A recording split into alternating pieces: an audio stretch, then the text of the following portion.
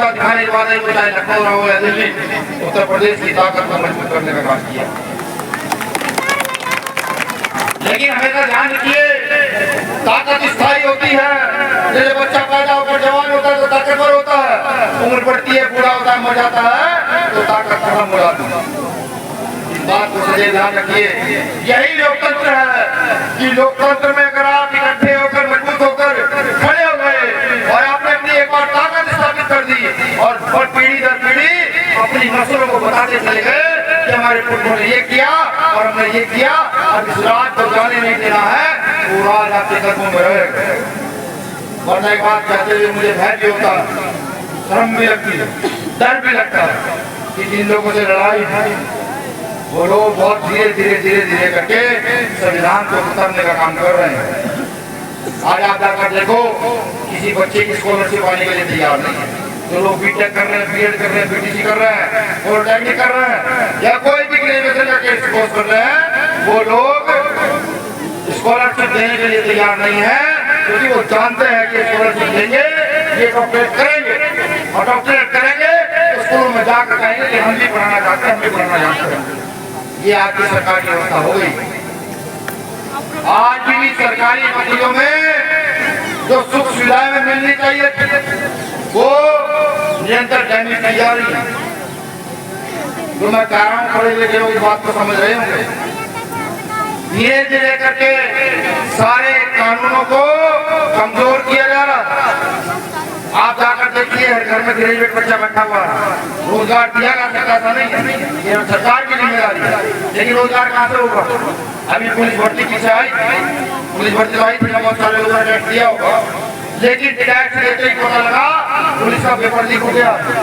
आप जानते हो क्या वो ये है कि पेपर लीक तो नहीं हो सकता। अगर मैंने कोई काम प्रदेश सदस्य को बताया, जब तक ये किसी को दूसरे को तीसरे को ना बता दें तो क्या जानकारी लग सकती है?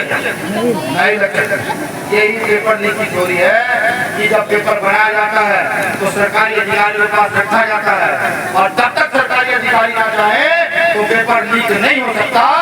अब क्योंकि सरकारी अधिकारी नेताओं के दबाव में पेपर को लीक कराते हैं तब पेपर लीक होता है। और उसकी जानकारी कैसे लगती है? जब अधिकारी को या कर्मचारी को या किसी नेता को अपना हिस्सा नहीं मिलता तो वो शोर बचाता है कि चोर ने चोरी कर दी, चोर ने चोरी कर दी। आप सोचो कि अगर वो शोर ना हो जाए तो हमारा बच्चा जो पिछले 4 साल से धूप में दौड़ रहा है, सर्दी में दौड़ रहा है, 20 किलोमीटर जाकर अपने कंपटीशन की तैयारी कर रहा है, क्या वो नौकरी लगता है? एक बच्चा 4-5 साल से तैयारी कर रहा है और एक बच्चे को रात को पेपर मिला, 10 लाख लेके सुबह से पेपर के क्वेश्चन उतारे और पेपर में गया और फटाफट करके पढ़ा गया। क्या आपके बच्चे को नौकरी मिल जाएगी? है नहीं मिल जाएगी। उसकी 4 साल 5 साल की मेहनत कहाँ चली जाएगी? इसको समझने का प्रयास कीजिए। सरकार करप्ट हो चुकी है और अगर डॉक्टर अम्बेडकर के लोग ना समझे, आज भी जाति धर्म के फेरे में पड़े रहे, आज भी भाषा के चक्कर में पड़े रहे, आज भी क्षेत्रवाद के चक्कर में पड़े रहे, तो 10 से 15 साल के बाद कुछ कहने सुनने के लिए नहीं होगा, सिर्फ याद करने के लिए होगा कि कुछ पागल लोग खड़े हुए थे, नीला पन्ना डाल करके चीख कर कह रहे थे अपनी सत्ता स्थापित करो, अपने लोग स्थापित करो, यहाँ पर बाबा साहब की सत्ता स्थापित करो, बुद्ध की सत्ता स्थापित करो, समानता की सत्ता स्थापित करो। लेकिन वो तो चले गए। अब कैसे सत्ता को स्थापित किया जाए? सांप के जाने के बाद डंडा मारते रहोगे तो कोई फर्क नहीं पड़ेगा साथियों। बहुत सारे नेता हैं, जब किसी बेटी का रेप होता है कोई नेता निकल कर नहीं आता। अभी घटना कहाँ हुई है जाना, एक बाल काटने पड़ते होंगे। रायबरेली में एक परिवार के बच्चे बाल काट रहा था, अर्जुन पासी।